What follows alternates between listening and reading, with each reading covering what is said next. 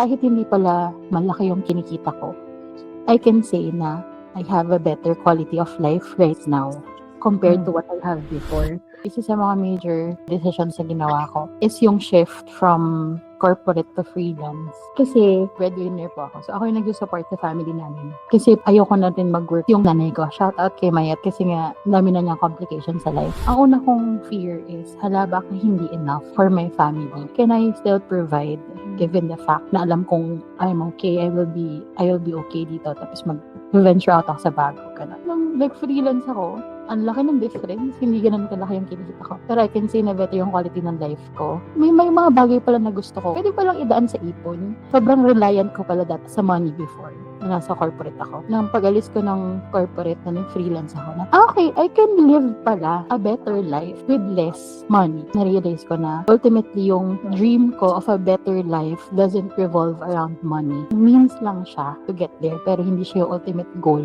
And again, hindi ko po sinasabi nag-a-apply to sa lahat. Maybe it's for me lang right now. Pero yun, I can say na I have a better life right now because of that decision. Sobrang laki nung naging impact sa akin ng decision na yun kasi na-realize ko